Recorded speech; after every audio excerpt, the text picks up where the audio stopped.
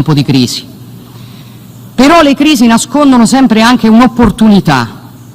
Del resto la parola crisi deriva dal greco krisis, che significa scelta, decisione.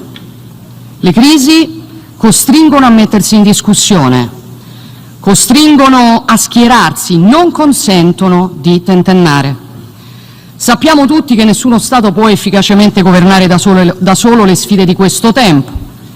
Per questo l'Italia è una convinta sostenitrice del multilateralismo e della sua istituzione più rappresentativa, che sono le Nazioni Unite, il luogo nel quale ogni voce viene ascoltata, il luogo nel quale siamo chiamati a imparare, a capirci e a rispettarci. Chiaramente ogni organizzazione è efficace se le sue regole sono regole giuste e condivise. Per questo noi siamo convinti che qualsiasi revisione della governance delle Nazioni Unite, particolarmente per quello che riguarda il Consiglio di sicurezza, non possa prescindere dai principi di eguaglianza, democraticità, rappresentatività. La riforma ha un senso se viene fatta per tutti e non solamente per alcuni. Non ci interessa creare nuove gerarchie e non crediamo che esistano nazioni di serie A e nazioni di serie B. Esistono le nazioni, con le loro storie, con le loro peculiarità e con i loro cittadini che hanno tutti gli stessi diritti, perché gli individui nascono tutti liberi e uguali. Significa anche che dobbiamo pensare in modo nuovo la cooperazione tra le nazioni. L'Italia lo ha fatto, per esempio, con il piano Mattei per l'Africa, un piano di investimenti pensato per cooperare con le nazioni africane attraverso un approccio che non è né paternalistico, né caritatevole, né predatorio, ma basato sul rispetto e sul diritto per ciascuno di poter competere ad armi pari. È la nostra ricetta per promuovere lo sviluppo di un continente troppo spesso sottovalutato, per costruirne la stabilità e garantire finalmente un diritto che fino ad oggi è stato negato a troppi giovani, che è il diritto a non dover emigrare. E quando parliamo di sviluppo non possiamo non occuparci delle nuove frontiere del progresso tecnologico, a partire dall'intelligenza artificiale generativa, un fenomeno del quale, consentitemi, temo che non si abbia ancora sufficiente consapevolezza. L'intelligenza artificiale è soprattutto un grande moltiplicatore, ma la domanda alla quale noi dobbiamo rispondere è: che cosa vogliamo moltiplicare? Per capirci, se questo moltiplicatore venisse utilizzato per curare malattie che oggi sono incurabili, allora quel moltiplicatore concorrerebbe al bene comune. Ma se invece quel moltiplicatore venisse utilizzato per divaricare ulteriormente gli equilibri globali, allora gli scenari sarebbero potenzialmente catastrofici. Le macchine non risponderanno a questa domanda. Noi possiamo farlo, la politica deve farlo, ed è la politica che deve garantire che l'intelligenza artificiale rimanga controllata dall'uomo e mantenga l'uomo al centro. Sono tutte materie che affrontiamo in questo patto e sono tutte materie che l'Italia ha voluto porre al centro dell'agenda del suo anno di presidenza del G7. Eccolo il ruolo del multilateralismo. Non un club nel quale incontrarsi per scrivere inutili documenti zeppi di buoni propositi, ma il luogo nel quale si devono fare i conti con l'urgenza delle decisioni, il luogo nel quale le idee devono...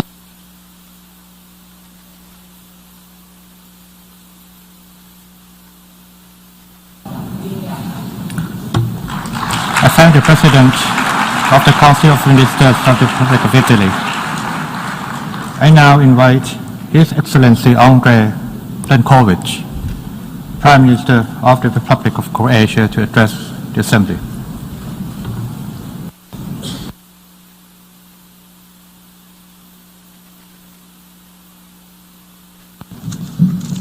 Mr. President of the General Assembly, Mr. Secretary General, Excellencies, we have gathered here today driven by a common purpose, concern for the present and a commitment to shaping a better future. This summit is crucial because the choices we make now will define the world for future generations. I thank Germany and Namibia, alongside Sweden, Zambia, Jamaica and the Netherlands, for their leadership in guiding this essential global dialogue. Today, the world faces an alarming surge in conflicts. The cooperative spirit that has long underpinned international relations, embodied by the United Nations, is under severe strain. The Russian aggression against Ukraine, the ongoing conflict between Israel and Hamas in Gaza and wider, as well as other global hostilities, are existential threats to global peace, security, and humanity. These challenges do not affect just one region. They endanger us all. In these turbulent times, restoring trust and solidarity among nations is not merely desirable, it is imperative. Croatia understands this deeply. 30 years ago, much like Ukraine today, we were a nation ravaged by war, defending our sovereignty against a far more powerful aggressor. Today, Croatia stands as a proud member of both NATO and the European Union. Our painful history has shaped Croatia's resilience and provided us with a unique understanding of the challenges that come with conflict.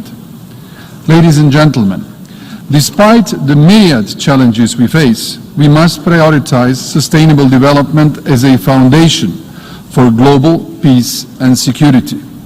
Sustainable development is not just an aspiration, it is essential for stability.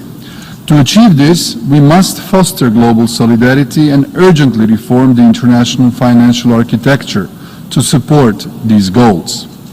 Croatia firmly believes that effective multilateralism, rooted in respect for international law, the UN Charter, and genuine partnership is the way forward. Only through a unified approach, combining security, development, and human rights, can we ensure prosperity for all. Croatia's experience as a chair of the Peacebuilding Commission last year and our efforts in peacebuilding are now integral to the global peace framework. This is our legacy. We are also committed to the efficient implementation of the 2030 Agenda and its Sustainable Development Goals. I am proud to say that Croatia currently ranks 8th out of 193 countries in Sustainable Development Goals implementation. This achievement reflects our commitment to sustainable growth and positions Croatia as a model how even smaller nations can lead by example. We continue to advance 3 key processes: digital transformation, demographic renewal, and decarbonization. These priorities, embedded in our national policies, drive our growth while ensuring sustainability. Croatia's forward-looking vision balances economic progress with social responsibility. Looking ahead, I see 3 critical areas that require our collective attention. First, conflict prevention is more urgent than ever. Our experience in Croatia reminds us of the importance of early action and diplomacy to avoid unnecessary suffering. Second, we must not waver in our commitment to sustainable development. Climate action, protecting biodiversity and reversing environmental degradation are essential for our survival. Third, we must strive for a more equitable and inclusive global governance system. International institutions must evolve to be more representative, promoting human rights and social development that reflect the diversity of the world's nations. The outcome of this summit provides us with a clear roadmap. Now it is up to us to turn these plans into reality. The time to act is now. Croatia stands ready to contribute our joint effort of a more just, peaceful and sustainable global order. Thank you. I thank the Prime Minister of the Republic of Croatia. I now invite His Excellency Jonas Gahr Støre, Prime Minister of Norway, to address the Assembly.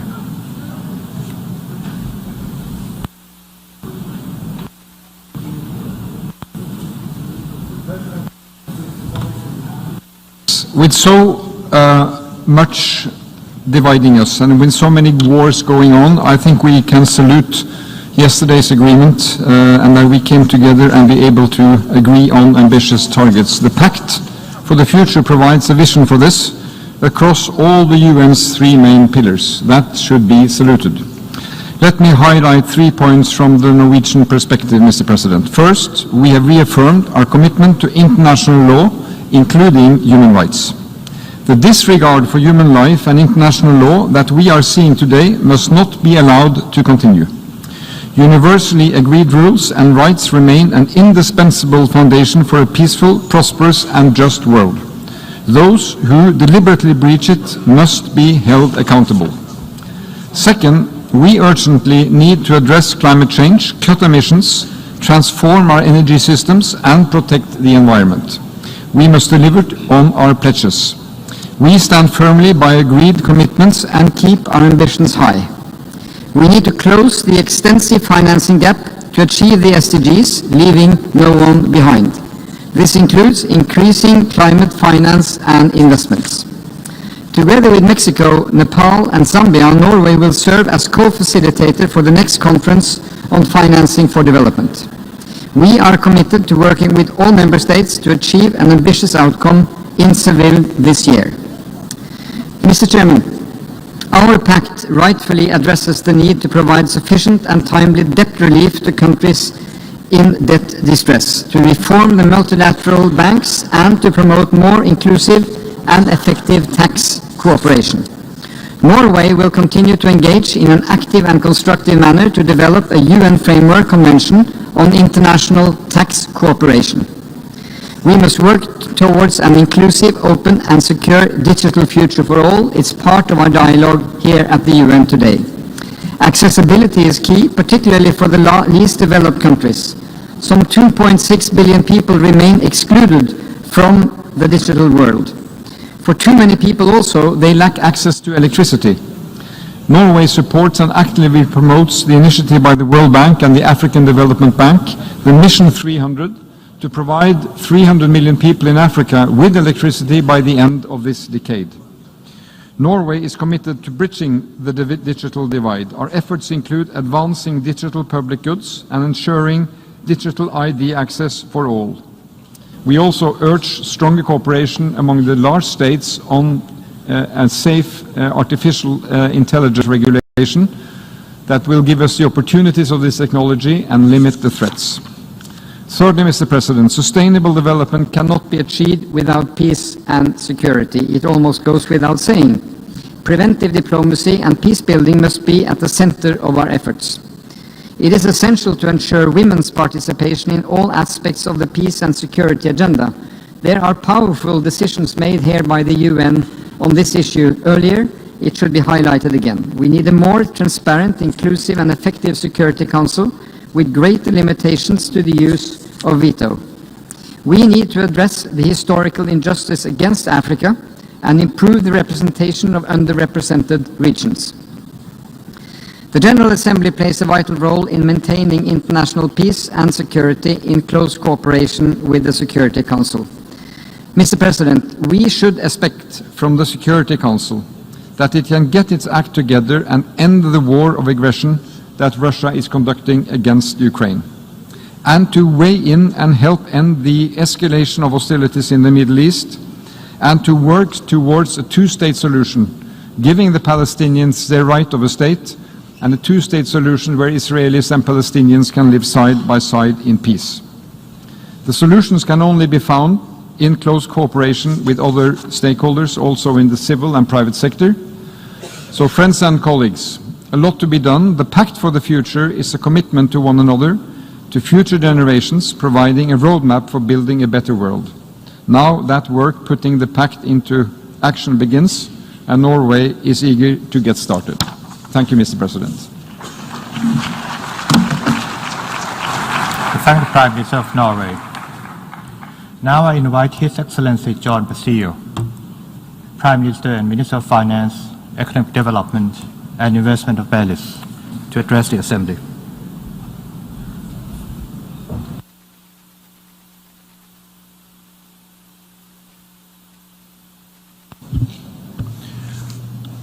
Excellencies, Mr. President, ladies and gentlemen, the adoption of the Pact for the Future, the Global Digital Compact, and the Declaration on Future Generations must not be seen as an end, but rather as a beginning. While these outcomes lay a foundation for action, they represent only a floor for a much greater ambition that is needed to transform our world for present and future generations. The world faces a triple planetary crisis and a development crisis. Human and planetary capacities are approaching limits from which there may be no rebound. Our development and climate goals are slipping further away from our reach, and yet there has been no effective global response. To say we will do what we have failed to do will not suffice. Since the adoption of the Paris Agreement, every year has seen record-breaking climate impacts. For the first time, over a 12-month period spanning February 2023 to January 2024, global warming exceeded 1.5 degrees Celsius above pre-industrial levels. If that trend persists, then Paris alone will not be enough, nor will our promise to accelerate the implementation of the 2030 Agenda. These are unprecedented times. They demand unprecedented action across whole systems at all levels and at all times, guided by values and principles we espouse as a United Nations. We must ensure the dignity of people. We need to reimagine and remake this world into one that is just, secure, and that will endure, one in which every voice matters. Bringing the voices from the margins to the center, the voices of young people, women, indigenous people, and the voices of countries like my own, the small island developing states. They should benchmark our collective ambition, because a better tomorrow can only be realized if solutions respond to the most urgent of needs, their needs. In Belize, the youth are calling for opportunities to harness individual and technological potential. They need sustained investment in good, decent education, comprehensive health care, and a greener and bluer economy that targets support for micro, small, and medium enterprises and startups. We can go faster with international support, but that support must be tailored to the unique characteristics of small island developing states. The Antigua and Barbuda Agenda for SIDS is a forward-looking blueprint for resilient prosperity. It defines our vision and what the international community can do to help us achieve that vision. My country, like other small island developing states, still lack representation where decisions are being made on our behalf. As a placebo, we may be given the privilege for a 5-minute intervention on a matter that will have consequential impacts on our future. Likewise, the international financial architecture, even in its current phase of reform, is built on a foundation of a bygone era. The dynamics of power are ever-changing. We need to build these institutions to be effective well into the future.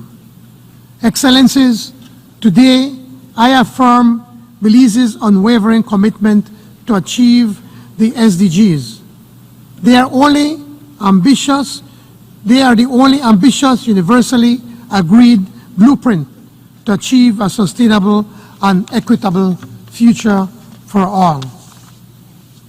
Let us then push harder for justice, go deeper for change, and make our actions meaningful for everyone. More than an opportunity, the Summit of the Future is a challenge. Let us rise up to that challenge, go beyond the confines of our present context, be bold in our vision, and embrace a much greater ambition for a better tomorrow. Thank you. I thank the Prime Minister and Minister of Finance, Economic Development and Investment of Belize. I now invite His Excellency Nicole Bachin, Prime Minister of the Republic of Armenia, to address the Assembly.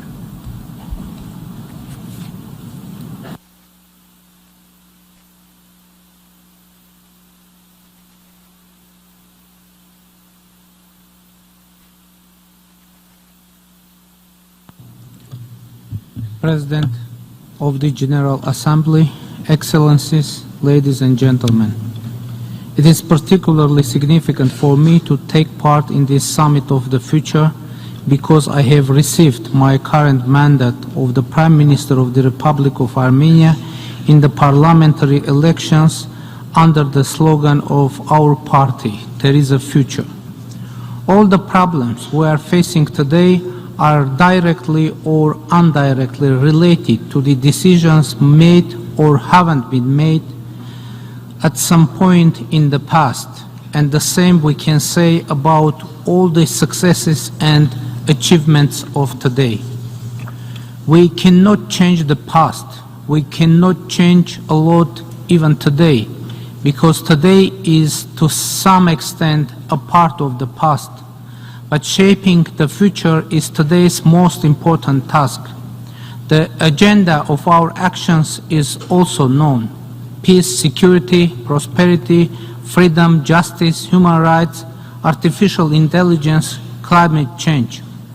But what is of high importance is the concept that we should put in the basis of our vision of the future, and consequently how to build the future.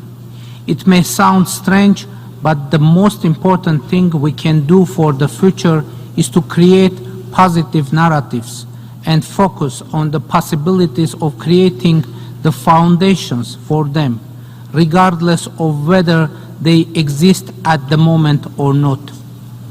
One of the reasons for today's global crisis is that international formats have long become an arena for mutual accusations, threats, and the places where crises and deadlocks take place or being announced.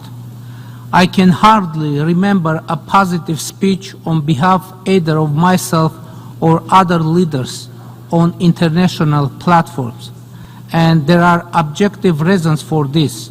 There is little material for positive discourse, and maybe it's because in the past there was very little or there was no any positive narrative at all. We usually come to UN to declare how bad it is going to be, because the facts proving this are a lot and everywhere. So it doesn't require much effort to see them. Effort should be made to see the prerequisite of a good future and think about them, because what happens in reality first happens in our minds.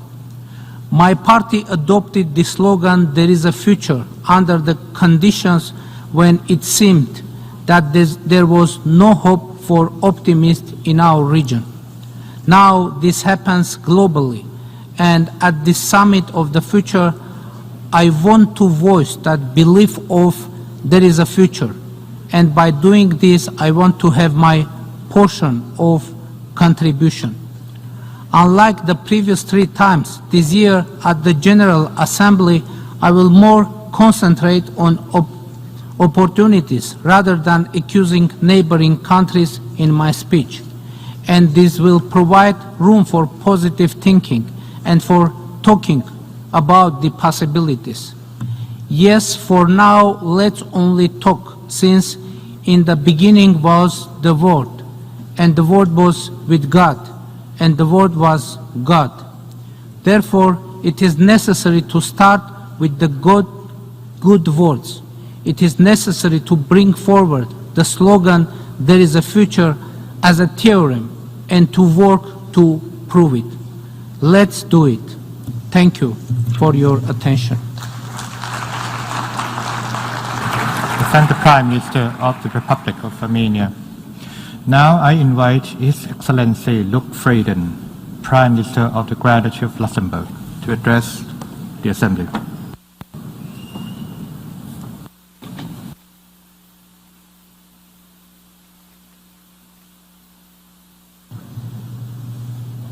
Monsieur le Président, Monsieur le Secrétaire général, Mesdames et Messieurs, c'est un honneur de m'adresser pour la première fois aux Nations Unies en tant que Premier ministre du Luxembourg à l'occasion de ce sommet de l'avenir.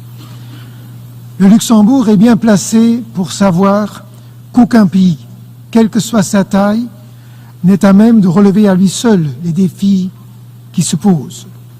C'est ce constat qui fonde notre engagement multilatéral. Nous étions présents lors de la signature de la Charte des Nations Unies à San Francisco parce que le peuple luxembourgeois, comme tous les peuples des Nations Unies, était résolu à préserver les générations futures du fléau de la guerre, comme le dit si bien le préambule de la Charte. Aujourd'hui, hélas, le fléau de la guerre affecte toujours les peuples de par le monde. Je pense au peuple d'Ukraine, qui se défend avec un courage exceptionnel contre la guerre d'agression lancée par le président russe. Je pense au peuple en proie au conflit au Moyen-Orient. Je pense aux peuples africains, au Soudan, au Sahel et ailleurs, meurtris par les guerres, l'insécurité et le terrorisme. L'ordre international, fondé sur la règle de droit, est en crise. Les violations flagrantes de la Charte et du droit international humanitaire se multiplient. Les objectifs de développement durable paraissent pour beaucoup hors de portée. Face à cette réalité, il n'y a pas de remède miracle, pas de solution unique. Il n'y a que l'engagement qui compte, l'engagement concret, jour après jour. Monsieur le Président, il est évident que nous devons passer des mots à l'action, plus efficace sur la réforme des Nations Unies. Le Conseil de sécurité doit devenir plus représentatif, plus redevable à l'égard de l'ensemble des États membres. L'expérience montre que les États élus au Conseil de sécurité peuvent faire la différence en apportant d'autres perspectives, en particulier quand les membres permanents sont divisés. Le Luxembourg l'a prouvé par le passé et nous espérons pouvoir de nouveau le prouver si nous sommes élus au Conseil pour le mandat 2031. Renforçons davantage le rôle de cette Assemblée générale, en particulier quand le Conseil de sécurité est bloqué par le veto. Il est aussi évident que l'architecture financière mondiale doit être réformée, car elle n'est pas à la hauteur des défis d'aujourd'hui et notamment des besoins des pays en voie de développement.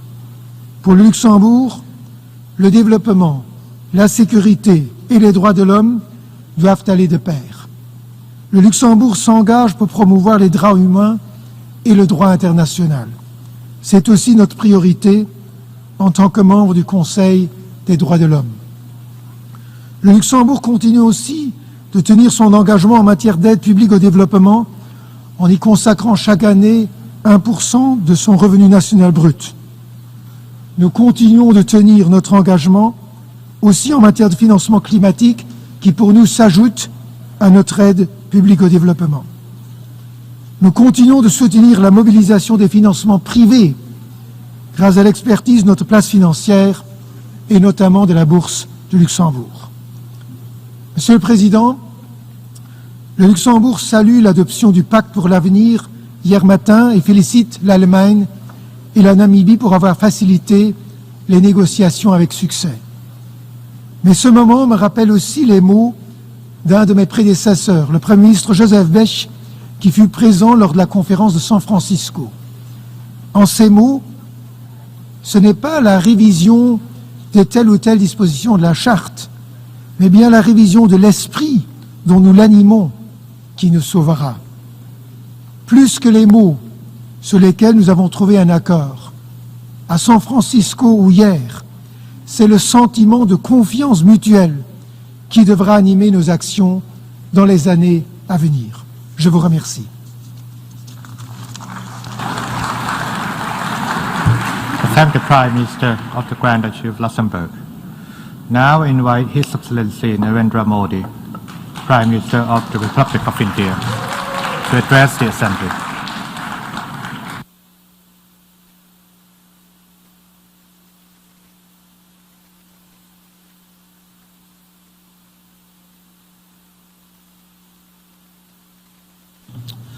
Excellencies, विश्व के सबसे बड़े लोकतंत्र भारत की ओर से और 140 करोड़ भारतवासियों की ओर से आप सभी को नमस्कार। जून में अभी मानव इतिहास के सबसे बड़े चुनावों में भारत के लोगों ने मुझे लगातार तीसरी बार सेवा का अवसर दिया है और आज मैं इसी 1/6 ऑफ ह्यूमैनिटी की आवाज आप तक पहुंचाने यहां आया हूं।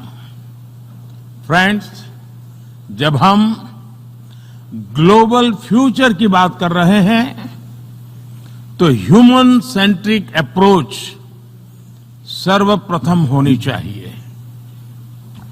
सस्टेनेबल डेवलपमेंट को प्राथमिकता देते हुए हमें मानव कल्याण, फूड, हेल्थ सिक्योरिटी यह भी सुनिश्चित करनी होगी। भारत में 250 मिलियन लोगों को गरीबी से बाहर निकालकर हमने यह दिखाया है कि sustainable development can be successful. Success का हमारा यह अनुभव हम ग्लोबल साउथ के साथ साझा करने के लिए तैयार है। Friends, success of humanity lies in our collective strength, not in the battlefield. और वैश्विक शांति एवं विकास के लिए ग्लोबल संस्थाओं में रिफॉर्म्स आवश्यक है। Reform is the key to relevance. African Union को नई दिल्ली समिट में G20 की स्थायी सदस्यता इसी दिशा में एक महत्वपूर्ण कदम था। वैश्विक शांति और सुरक्षा के लिए एक तरफ आतंकवाद जैसा बड़ा खतरा है तो दूसरी तरफ साइबर, मैरीटाइम, स्पेस जैसे अनेक संघर्ष के नए नए मैदान भी बन रहे हैं। इन सभी विषयों पर मैं जोर देकर कहूंगा कि global action must match global ambition. Friends, technology के सेफ और रिस्पॉन्सिबल यूज के लिए बैलेंस रेगुलेशन की आवश्यकता है। हमें ऐसी ग्लोबल डिजिटल गवर्नेंस चाहिए जिसमें राष्ट्रीय संप्रभुता और अखंडता अक्षुण्ण रहे। Digital public infrastructure should be A bridge, not a barrier. Global good के लिए भारत अपना डिजिटल पब्लिक इंफ्रास्ट्रक्चर पूरे विश्व से साझा करने के लिए तैयार है। फ्रेंड्स, भारत के लिए one earth, one family, one future एक कमिटमेंट है। यही कमिटमेंट हमारे वन अर्थ, वन हेल्थ और वन सन, वन वर्ल्ड, वन ग्रिड जैसे इनिशिएटिव्स में भी दिखाई देता है।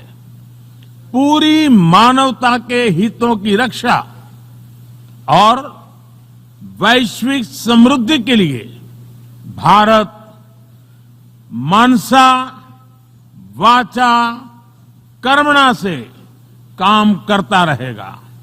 बहुत बहुत धन्यवाद।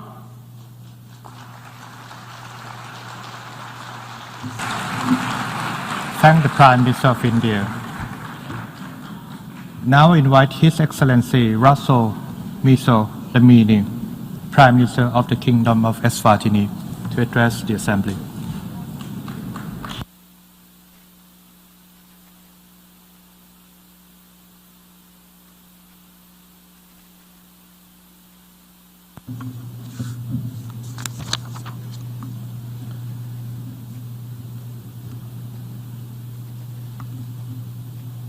Co-chairs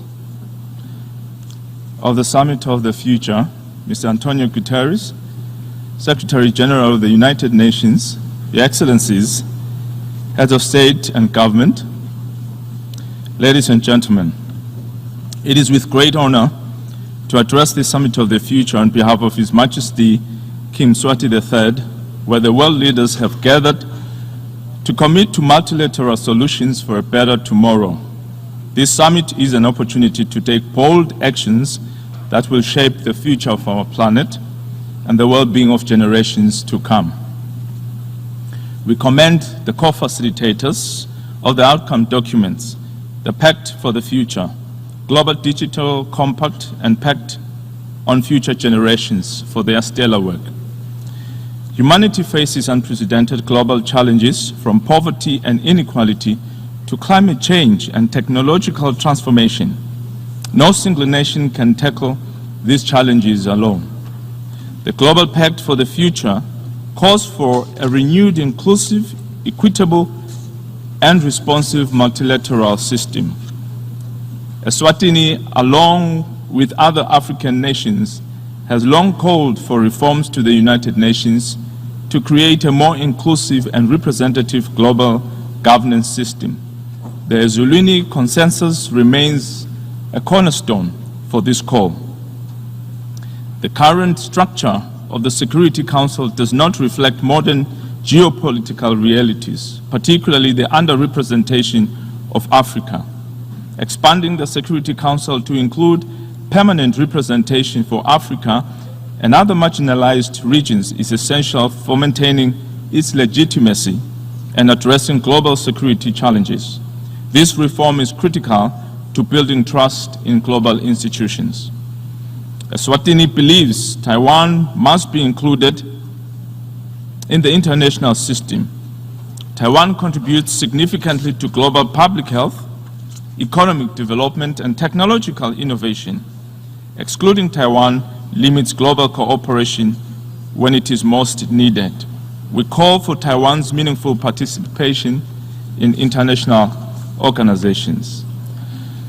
The COVID-19 pandemic, economic shocks, and the climate crisis have exposed vulnerabilities in the international financial system. Many developing nations face unsustainable debt, limiting their investment in critical areas like healthcare, education, and infrastructure. Eswatini calls for comprehensive debt restructuring and reforms to international financial institutions like the IMF and the World Bank, ensuring that they respond to the needs of developing nations. Fairer access to financing for climate resilience and development is also crucial. Although Eswatini, like other developing countries, contributes little to the climate crisis, it is heavily impacted. While we have made significant improvements in disaster risk governance, urgent climate finance from developed nations is crucial to help mitigate and adapt to these effects. As we work to reduce emissions and meet our commitments, developing nations must continue to prioritize industrialization and energy security to achieve their development goals. Technological advancements create opportunities for development, but have also widened the digital divide. Eswatini recognizes the transformative potential of digital technologies, but urges technologically advanced nations to support affordable technology sharing with developing countries and address risks from emerging technologies like artificial intelligence. We must ensure technology becomes a tool for inclusion, not inequality. This summit presents a unique opportunity to rebuild trust in multilateral system. The crises we face require urgent coordination international cooperation. In conclusion, the Summit of the Future offers an unparalleled opportunity to reshape the global system. We call reforms through the Eswatini Consensus, equitable representation in decision-making forums, Taiwan's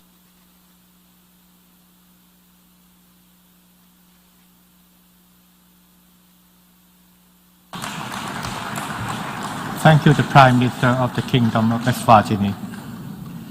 I now invite His Excellency Gaston Alfonso Brown, Prime Minister and Minister of Finance, Corporate Governance and Public-Private Partnerships of Antigua and Barbuda to address the Assembly.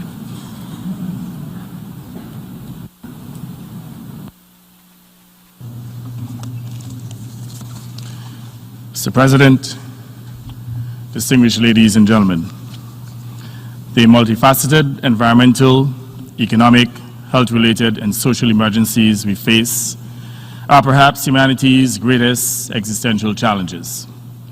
The timing of this summit is critical as we confront these unprecedented global threats.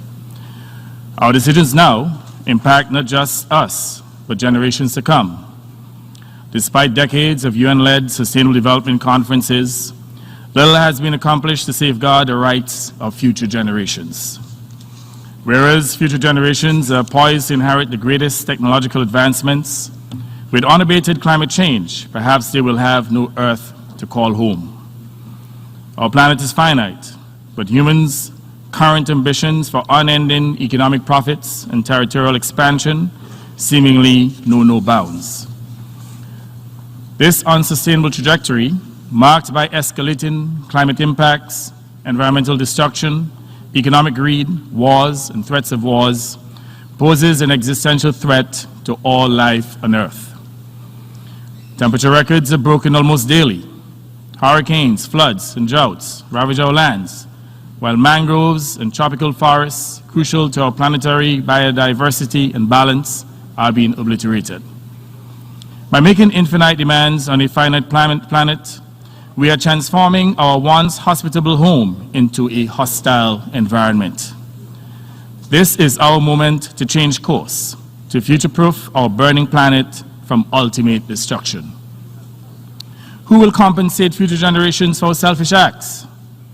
The principle that the polluters pay is meant to guide us, but in reality, it is the future that bears the greatest cost. The climate crisis neither affects everyone equally, nor is everyone equally responsible. We who have contributed least to the climate crisis are suffering its worst impacts.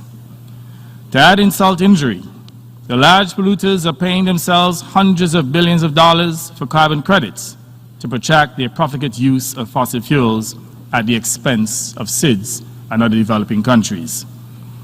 Wealthy nations, disproportionately responsible for the climate crisis, must face the indisputable truth. They owe a debt to the world. The time for excuses is over. They must pay for their polluting, ecocidal thoughts against our planet and human civilization, and take immediate steps to slash emissions aggressively. These nations must aid in healing our environment, rebuilding homes, and transitioning from fossil fuel to cleaner, green energy alternatives. Wealthy polluters have driven climate change for far too long. It is time to hold them accountable. This is an ethical imperative that is necessary for our survival. Big Oil, hear this. Your days of exploiting the global South's natural resources are numbered. As we move to renewable energy, I reemphasize that rich industrialized nations must pay for the loss and damage that they have devastated our communities. And to the carbon billionaires, your profits must fuel a sustainable future, not your profligate lifestyles. Wealthy countries and the industrial giants must pay their dues and invest in a sustainable, equitable future for all. Excellencies, without a healthy planet, there can be no viable future for humanity. We are integral to the solution, yet we neglect our obligations as world leaders because of a globalized economy controlled by a self-interested minority. Bold new international agreements to end fossil fuel proliferation, innovative financial instruments, and advanced technology are urgently needed. The weight of history and the responsibility to the future rests upon our shoulders. Small island developing states met recently in Antigua and Barbuda and laid out the future that we want, the Antigua and Barbuda agenda for SIDS. It is time for the international community to be as bold as SIDS and to shift focus, not just to sustaining our damaged ecosystems, but also ensuring equity and fairness, providing climate and financial justice to all. I call upon leaders and policymakers to commit to an international financial architecture that bridges gaps, alleviates inequalities, and fosters sustainable development. Providing debt relief and access to finance should be based on countries' vulnerabilities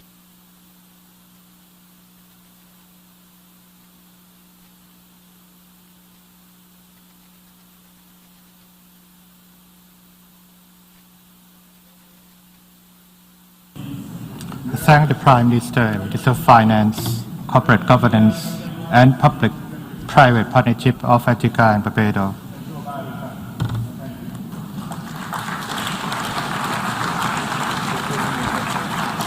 I now invite His Eminence Cardinal Pietro Parolin, Secretary of State of the Holy See, to address the Assembly.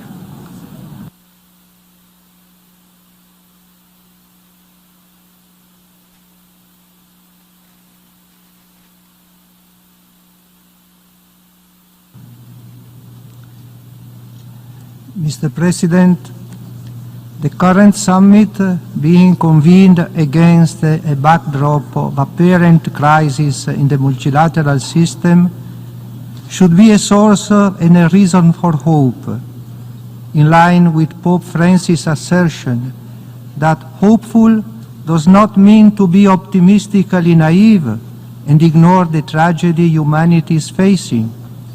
Hope is the virtue of a heart that doesn't lock itself into darkness, that doesn't dwell on the past, does not simply get by in the present, but is able to see a tomorrow. The future should be constructed on a foundation of principles, including the inherent God-given dignity of every individual, the promotion of integral human development, the equality and sovereign dignity of all nations, and the establishment of trust between them. There is a need to rethink actions in a number of areas. First, eradication of poverty must remain the overarching goal of all future action, bearing in mind that development is the name for peace. This requires the political will to achieve sustainable development, also through the reform of international financial institutions, debt restructuring, and debt forgiveness. Second, the pursuit of peace requires the implementation of a general disarmament, and in particular the total elimination of nuclear weapons.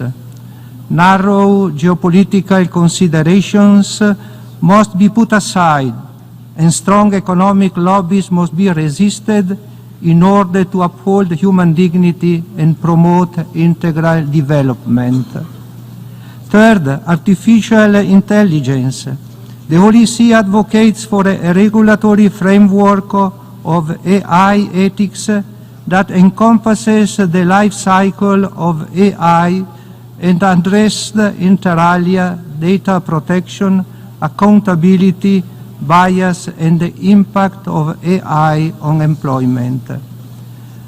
Thinking of the future should take into account the needs and interests of future generations, guaranteeing a dignified future for all, ensuring the provision of the requisite conditions, including a nurturing family environment, to facilitate flourishing. If dignity is the foundation and integral human development is the goal of our future, dialogue it is the necessary means. Today, the sense of belonging to a single human family is fading, and the dream of working together for justice and peace seems outdated and utopian. This need not to be the case if there is a will to engage in genuine dialogue. As Pope Francis already exhorted this Assembly, the present time invites us to give priority to actions which generate new processes in society, so as to bear fruit in significant and positive historical events. The future demands of us critical and global decisions in the face of worldwide conflicts which increase the number of the excluded and those in need. Mr. President, while taking note of the adoption of the Pact for the Future and its successes, the Holy See, in conformity with its nature and particular mission, wishes to express its reservations on some of the concepts used therein. In the interest of time, the full statement will be uploaded. Thank you, Mr. President. I thank the Secretary of State of the Holy See. I now invite His Excellency Chenda Sophia Sok, the Prime Minister and Minister of Foreign Affairs and International Cooperation of Cambodia, to address the Assembly.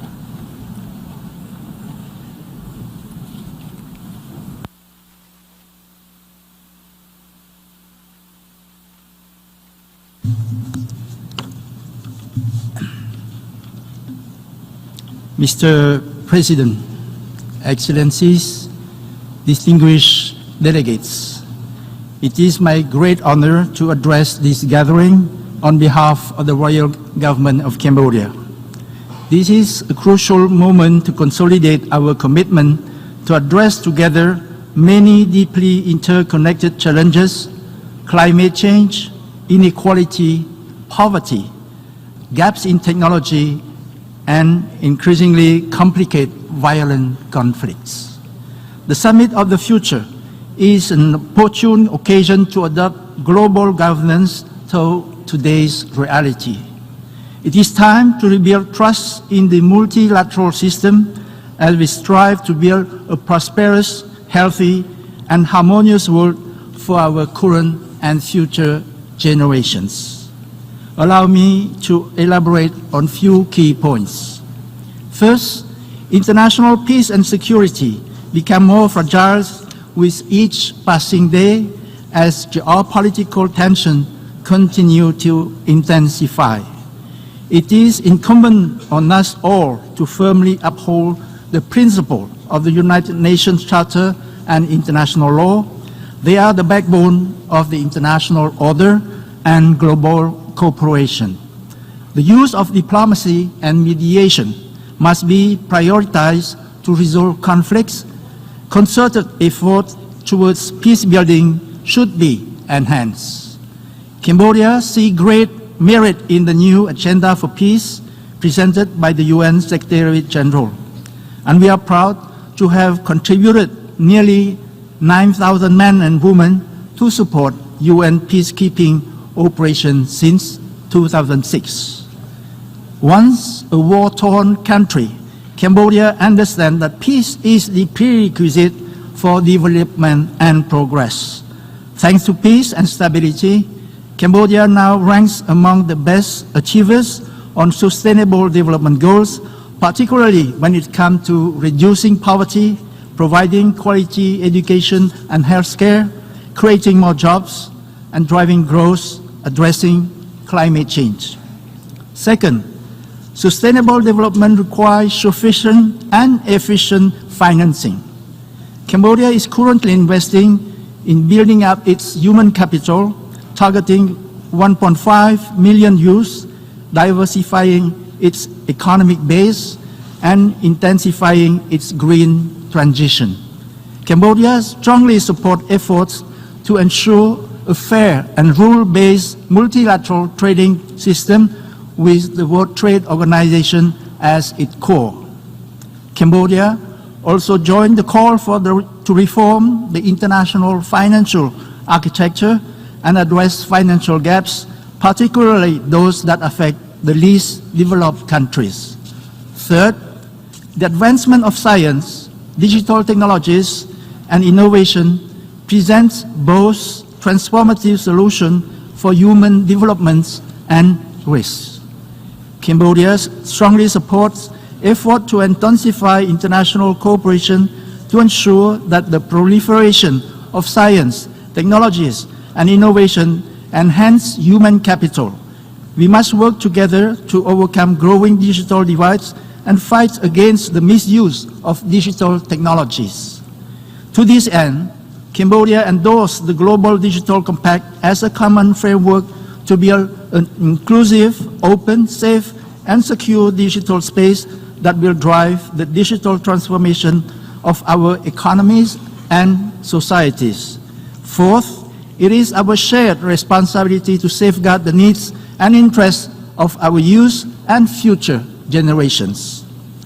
Cambodia, fully recognizing the importance of intergenerational partnerships, commit to the letter and the spirit of the Declaration for Future Generations. Cambodia already has in place a long-term development plan called the Pentagonal Strategy. It is designed to ensure that our youth are engaged in and well prepared for long-term development that harmonize economic growth, social inclusion, and environmental protection. We also note the progress in mainstreaming youth into the UN-wide system. Finally, transforming global governance for today's challenges is crucial if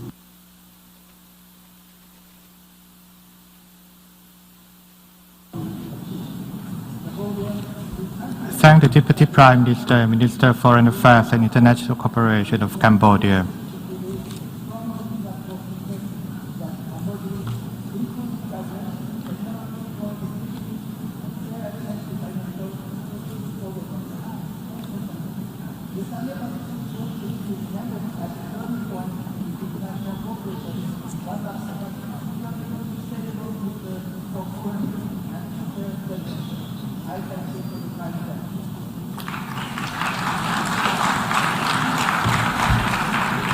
I now give the floor to His Excellency Murat Noliu, Deputy Prime Minister and Minister of Foreign Affairs of Kazakhstan, to address the Assembly.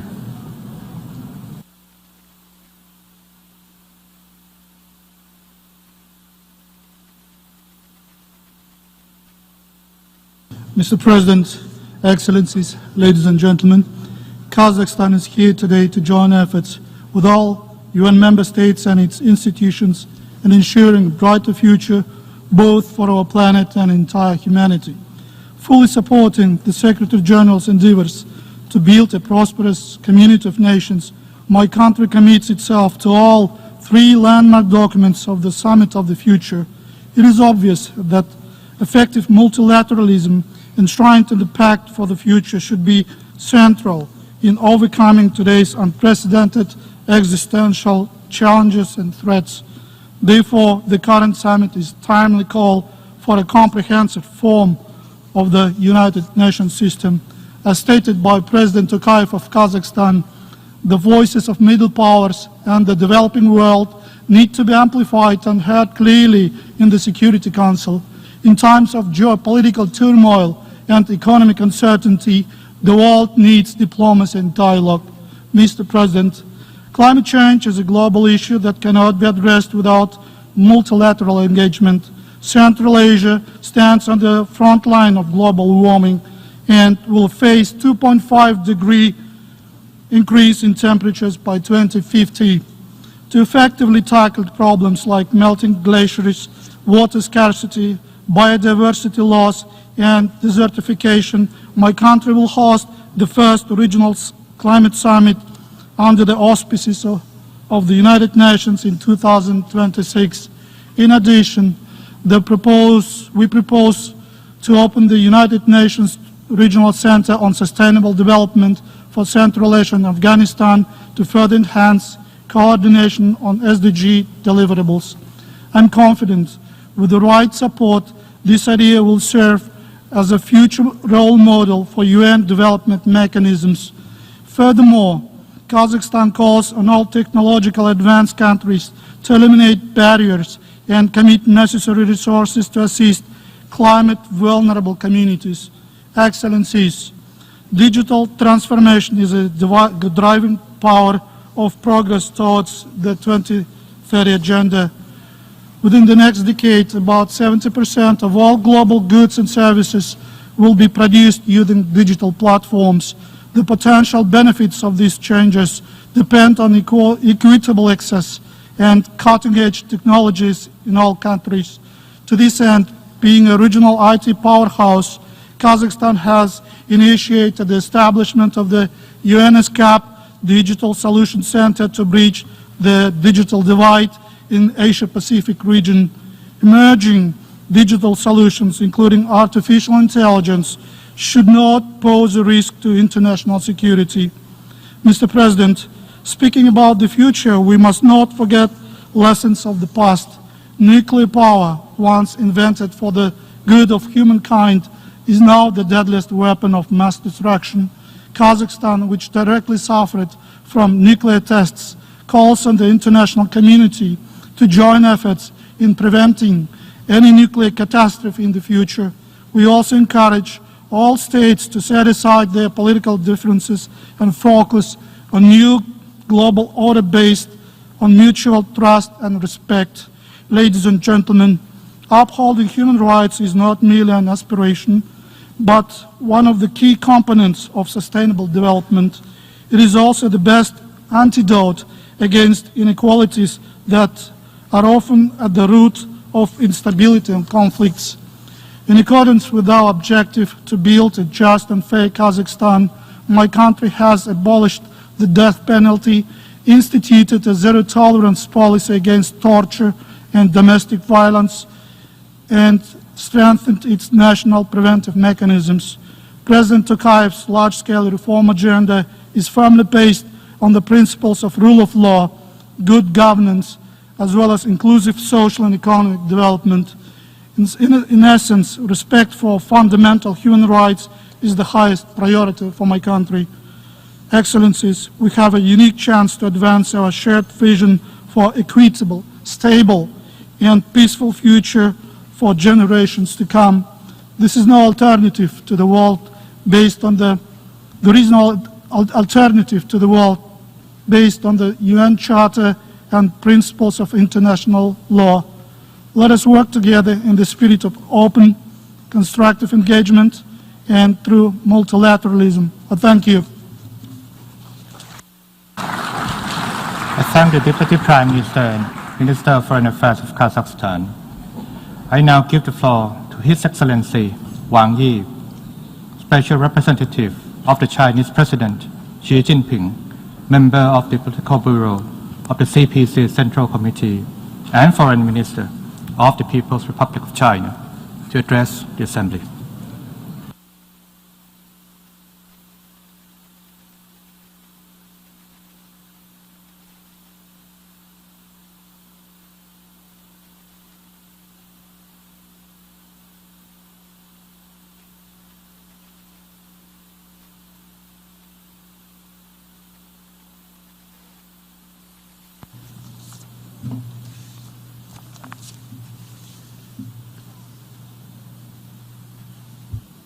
主席先生，各位同事，未来承载着人类发展的希望。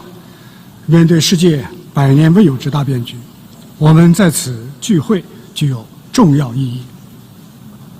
人类只有一个星球，各国应当齐心协力，精心呵护地球家园，共同推进全球治理。为此，中国国家主席习近平提出构建人类命运共同体重大理念，以及高质量共建“一带一路”全球发展倡议、全球安全倡议、全球文明倡议，为应对人类共同挑战提供新方案，为建设美好世界绘就新蓝图。中方主张，我们要建设和平安宁的未来。当今世界变乱交织，风险挑战层出不穷。没有任何一个国家能够独善其身，国际社会加强团结合作不是选择题，而是必答题。各国应秉持共同、综合、合作、可持续的安全观，以对话解争端，以协商化分歧，以合作促安全。大国尤其要做出表率，打破地缘政治小圈子，超越冲突对抗小集团，做世界团结的推进器，国际和平的压舱石。我们要建设发展繁荣的未来。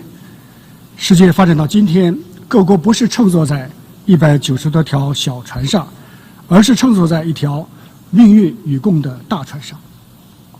小船经不起风浪，巨舰才能顶住惊涛骇浪。各国要共享发展机遇，谋求合作共赢，要坚持以人民为中心的发展思想，推动普惠包容的经济全球化，让人民享有发展成果，让各国实现共同繁荣。片面追求赢者通吃，执迷打造小院高墙，只会禁锢自己，割裂世界。我们要建设公道正义的未来，各国无论大小强弱，都是国际社会平等一员。国际上的事情要由各国商量着办，要推动平等有序的世界多极化，维护以联合国为核心的国际体系，以国际法为基础的国际秩序，以联合国宪章宗旨和原则为基础的国际关系基本准则。要强化国际法治权威，抵制恃强凌弱的丛林法则，反对单边制裁等霸权行径，维护发展中国家正当权益。我们要建设更加美好的未来，新一轮科技革命和产业变革深入发展，为人类社会和全球治理带来全新机遇和挑战。要与时俱进，开拓新疆域、新世界，追求更为公正合理的全球治理。中国支持联合国在人工智能治理中发挥主渠道作用。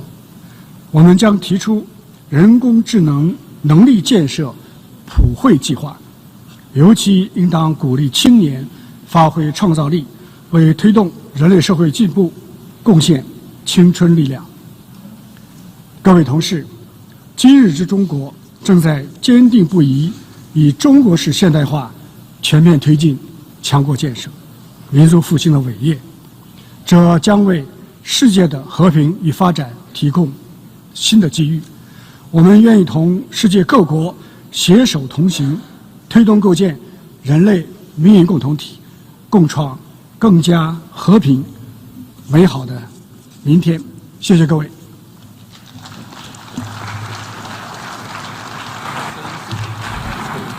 I thank the Special Representative of the Chinese President Xi Jinping, member of the Political Bureau of the CPC Central Committee, and Foreign Minister of China. I now give the floor to His Excellency Luc Mercelina, Prime Minister of Sint Maarten, the Netherlands.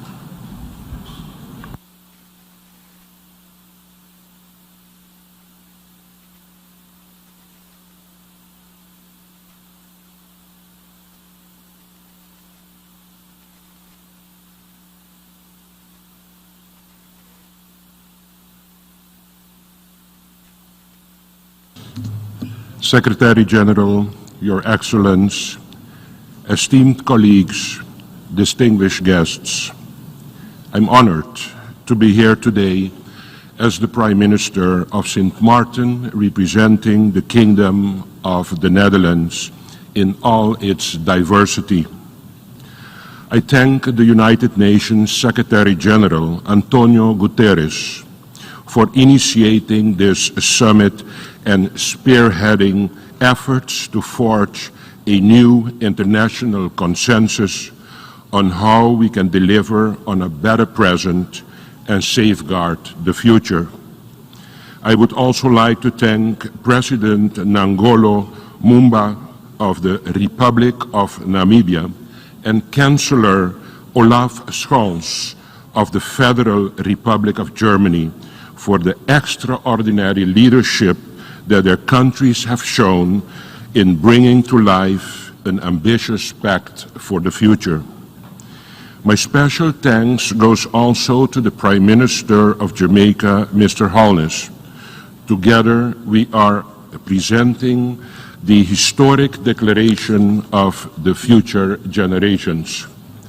This will help us make better decisions that safeguard the interest and needs of future generations. The Summit of the Future presents a crucial opportunity to get things right for both present and future generations. At a time of profound global change, we need to recommit to multilateral collaboration in tackling the world's most pressing issues, such as climate change, gender inequality, and poverty, and collectively maintain a laser-sharp focus on the long-term challenges that demand urgent action.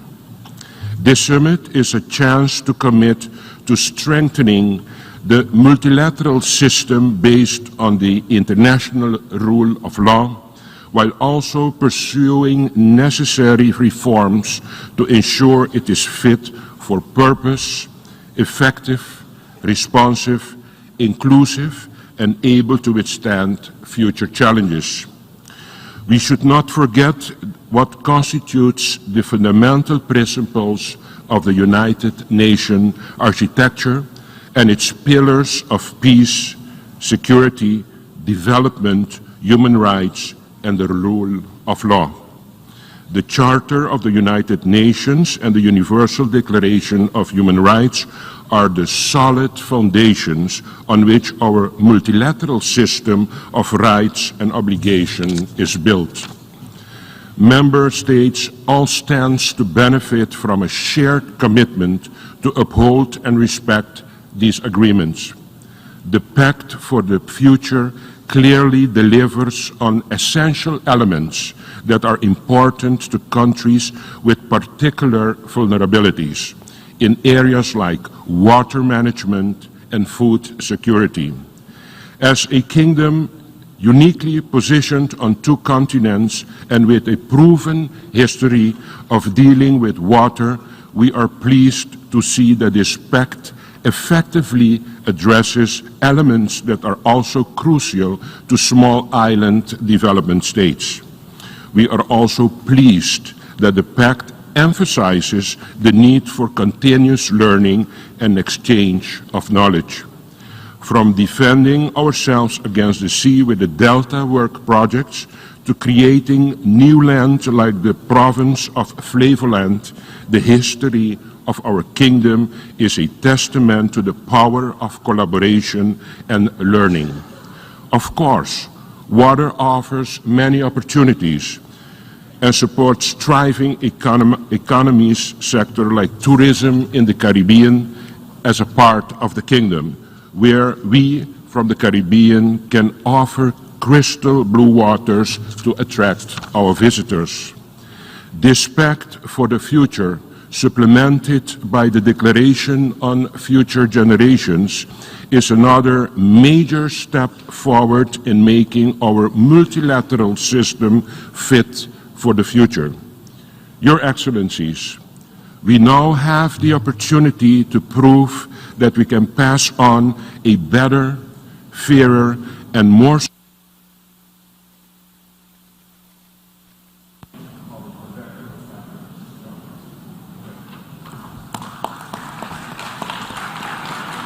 I thank the Prime Minister of Sint Maarten, the Netherlands. I now give the floor to Her Excellency Retno Lestari Priyansari Marsudi, Minister for Foreign Affairs of Indonesia.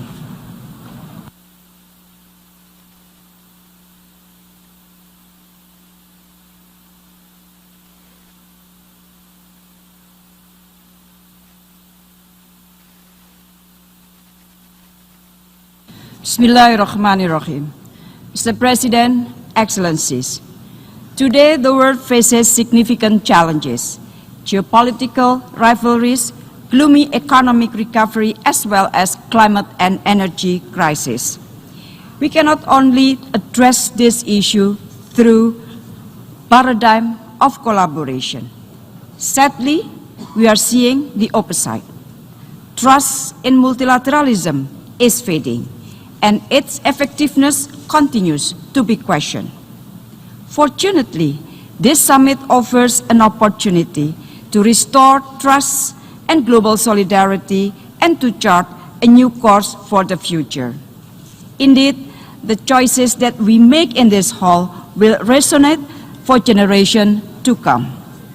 For Indonesia, there are three strategic objectives that must be achieved. First, creating a lasting peace. Colleagues, peace is not merely the absence of war, but the presence of justice, stability, and development. That peace can only thrive if we consistently uphold international law without double standard. In this context, the ongoing genocide by Israel must be stopped immediately. Enough is enough. Palestine's right to a statehood must be fulfilled based on the two-state solution. Second, safeguarding right to development.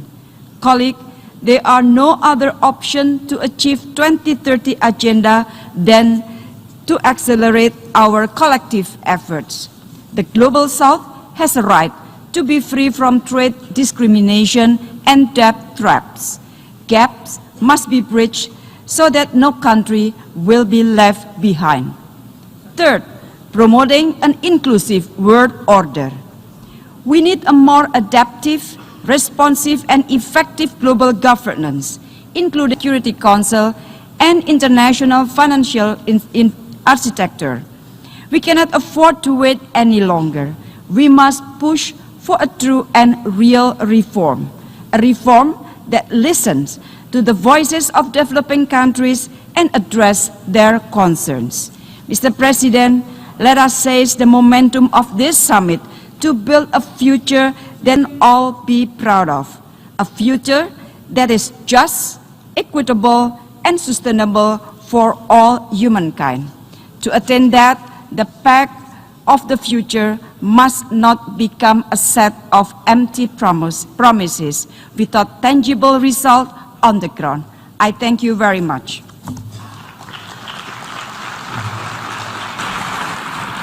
I thank the Minister for Foreign Affairs of Indonesia. I now give the floor to His Excellency Ohud bint Khalfan Al Rumi, Minister of State for Government Development and Future of the United Arab Emirates.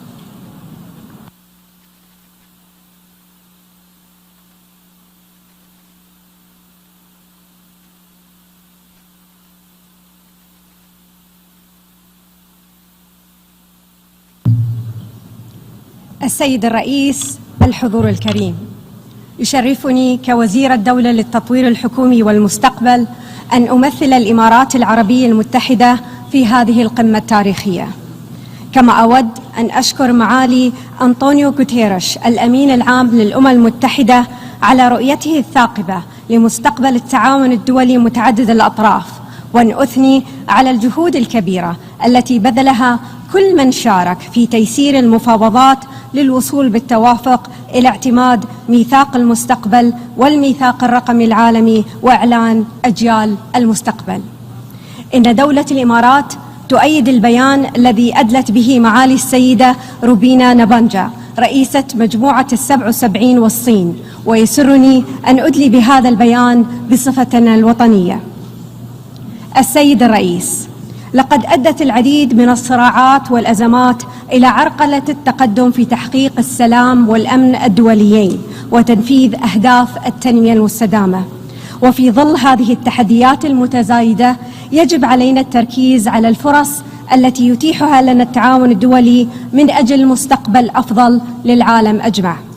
فمشروع الإمارات لاستكشاف المريخ من خلال مسبار الأمل شكل نموذجاً ناجحاً للتعاون الدولي وتوسيع المعرفة العالمية في مجال الفضاء، وفتح المجال أمام آفاق وفرص علمية جديدة للشباب وللمنطقة بوجه عام. إن الوضع العالمي الحالي يحتم علينا توحيد جهودنا والاتفاق على حلول ملموسة والالتزام بها، إلى جانب الاستعداد لمواجهة أي تحديات ناشئة، والعمل على إعادة التأكيد على أهمية ميثاق الأمم المتحدة ومبادئ العمل الدولي متعدد الأطراف. وفي هذا الصدد تود دولة الإمارات التأكيد على الرسائل الثلاث الهامة التالية. أولاً، إن قمة اليوم توفر لنا فرصة تاريخية لإعادة التأكيد على التزامنا بالتعاون الدولي متعدد الأطراف، لنتمكن من تعزيز الاستجابة الموحدة للتحديات المشتركة المستقبلية، إذ لا يمكن لأي دولة اليوم بمفردها أن تواجه الأزمات الحالية، وهذا ما يجعل هذه القمة فرصة لا تعوض للتوافق حول رؤية مستقبلية مشتركة مبنية على مبادئ ميثاق الأمم المتحدة.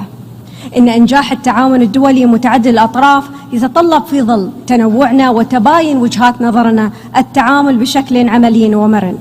ففي مؤتمر الأطراف 28 كوب 28 الذي استضافته دولة الإمارات، تجسدت قدرة العمل الدولي متعدد الأطراف على تحقيق نتائج فاعلة وجريئة من أجل مستقبل أفضل للبشرية في اتفاق الإمارات الذي اعتمدته 198 دولة. ثانياً، تؤمن الإمارات العربية المتحدة بأن الاستعداد من أجل المستقبل يتطلب توظيف التقنيات الناشئة بشكل آمن والاستفادة منها، وخاصة الذكاء الاصطناعي، وبطريقة تعزز من مبادئ التسامح والشمولية والتعاون. وفيما يتعلق بتحقيق أهداف التنمية المستدامة، يجب علينا الاستفادة من الإمكانات والفرص التي توفرها وسائل التكنولوجيا المتقدمة في تسريع تحقيق هذه الأهداف ومواجهة التحديات التي تعرقلها.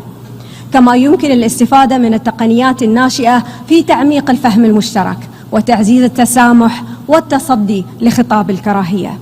وبالإضافة إلى ذلك، يساهم الابتكار والإبداع والتعاون في مجال التكنولوجيا الرقمية بين الحكومات والجهات والأطراف المعنية الرئيسية في بناء مستقبل رقمي آمن متاح للجميع ولا يترك أحدا خلف الركب.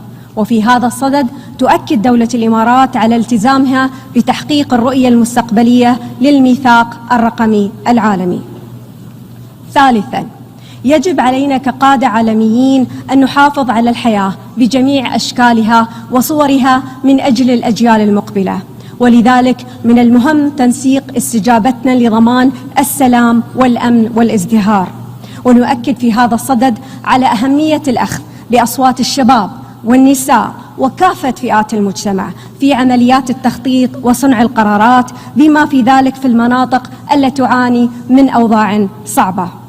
لقد تبنت دولة الإمارات نهجاً عملياً يقوم على استشراف المستقبل والاستعداد له، وتمكنا من إنجاز خطوات مهمة في مجال التكنولوجيا والفضاء. ولضمان جاهزيتنا للمستقبل أنشئت I thank Her Excellency the Minister of State for Government Development and Future of the United Arab Emirates. I now give the floor to His Highness Faisal bin Farhan Al Saud, Minister for Foreign Affairs of Saudi Arabia.